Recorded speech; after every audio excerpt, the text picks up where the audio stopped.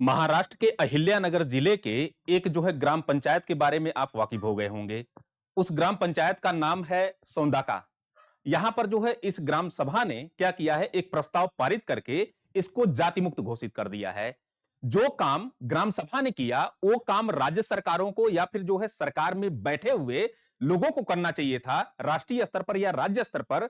एक काम वहां पर नहीं किया जा रहा है। अब समझिए एक कार्य संवैधानिक प्रावधानों के एकदम बिल्कुल अनुरूप संविधानवाद को किस तरह लागू किया गया है, ये आप सौंदाका जो है ग्राम पंचायत से सीख सकते हैं।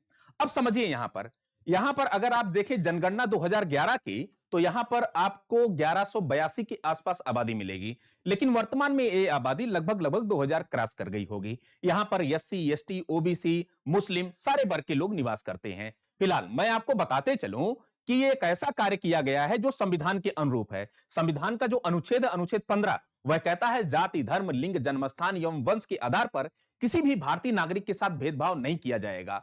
समानता के अधिकारों की बात की गई है। अनुच्छेद 15(2) तो कहता है सार्वजनिक स्थानों पर किसी भी भारतीय नागरिक के साथ जाति, धर्म, लिंग, जन्मस्थान एवं वंश इत्यादि के आधार पर भेदभाव नहीं किया जाएगा। अब समझिए जरा, ये जो ग्राम पंचायत है ना सौंदाका, ये यहां के लोग इतने सुशिक्षित हैं, इतने जो है नैतिक व्यक्ति हैं और इतने मानवीय व्यक्ति हैं। ये लोग समझ रहे हैं कि हमारा संविधान का जो अनुच्छेद 15(2) है वो क्या प्रावधान करता है। इस सार्वजनिक जो है एक प्रकार से जो है स्थल इसको मानते हैं और इसलिए जाति मुक्त इसको जो है घोषित किया गया है। अब समझना जरा, यहां पर कुछ लोगों का यह कुतर्क होगा कि जाति मुक्त तो घोषित किया गया है, तो जाति प्रमाण पत्र कैसे बनवाएंगे, यह आरक्षण का लाभ कैसे लेंगे, या फिर जो है रिजर्वेशन के अनदर पहलुओं पर जो है अपना कार्य कैसे करेंगे। शैक्षणिक संस्थानों में जाएंगे तो इनको जो है अनुच्छेद 15(5) के तहत कैसे जो है रिजर्वेशन मिलेगा, अनुच्छेद 16(4), अनुच्छेद 16(6) के तहत इनको रिजर्वेशन कैसे मिलेगा। तो मेरे प्यारे भाई, मैं आपको स्पष्ट तौर पे बताना चाह रहा हूं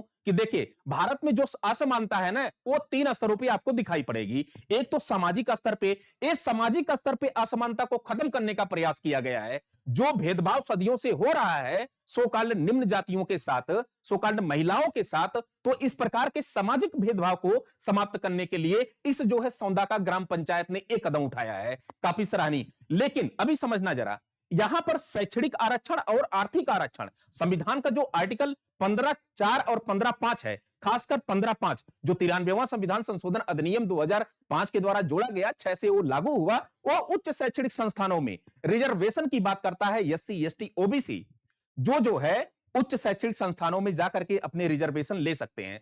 तो यहां पर सामाजिक जो है असमानता को खत्म करने की बात की गई है, तो शैक्षणिक असमानता कहां जाएगी। तो शैक्षणिक असमानता को खत्म करने के लिए हमारा अनुच्छेद 15(5) हमको जो है सहारा देता है, वहां से हम खत्म करेंगे। और इसके अलावा सुनना जरा, रोजगार में जो है रिजर्वेशन के माध्यम से हम अपने रोजगार की असमानता को खत्म करेंगे, हम अपने आर्थिक असमानता को खत्म करेंगे, और वह भी हमको जो है संविधान का जो अनुच्छेद है, अनुच्छेद 16(4), वह हमको सहारा देता है। और इसके अलावा अनुच्छेद 16(6) ईडब्ल्यूएस के लिए भी प्रावधान किया गया है कि वह ईडब्ल्यूएस जो आर्थिक रूप से कमजोर वर्ग है, जो सवर्ण वर्ग का ही एक पार्ट है, अगर आर्थिक रूप से कमजोर वर्ग है तो वहां पर भी आय असमानता को खत्म करने के लिए रोजगार में जो है अवसर के लिए उनको रिजर्वेशन का प्रावधान किया गया है। तो समझिए जरा, यहां पर मेरा यह कहना है कि सामाजिक समानता को स्थापित करने के लिए, सामाजिक भेदभाव को खत्म करने के लिए, सामाजिक असमानता को समाप्त करने के लिए इस सौंदाका जो है ग्राम पंचायत ने क्या किया है, जाति मुक्त घोषित किया है। लेकिन शैक्षणिक संस्थानों में रिजर्वेशन,